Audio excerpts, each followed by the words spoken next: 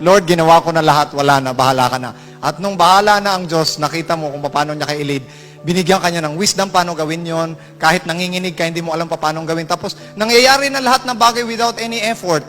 Tapos, ano nangyari? Bigla mo na lang pinuri isa. Bakit? Pag pinuri ka ng mga tao, nire-reject mo. Bakit? All the way, alam mo na hindi ikaw yun. Amen? At ang banal na Espiritu ay kagaya ng tubig na bubukal sa'yo. Naturally. At nangyayari lang yung kapag uhaw na uhaw ka na. Ano ibig sabihin ng uhaw na uhaw? Kagaya ng babae na nakalimang lalaki na at yung pang-anim niya, hindi niya pa asawa.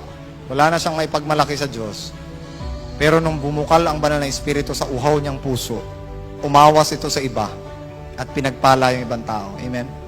Hindi ko sinasabi na kailangan natin, na hindi natin kailangan maging banal. Pero ang sinasabi ko dito mga kapatid, mas kapaki-pakinabang ka kapag kay basag. Bakit? Kasi nakakatulong ka sa mga ibang basag. Sabi ni Ellen, unless you are broken, you are worthless. Hanggat hindi ka basag, wala kang pakinabang. Kaya binasag muna si Pablo, binasag muna ang lahat. Karamihan ay binasag. Si Ellen White binasag. Una-una yung ilong niya, pagkatapos yung buong ko. Basag na basag. Yung mga taong basag na basag, sila yung dependent sa Diyos at sila yung ginagamit na pagpapala para dun sa ibang mga basag.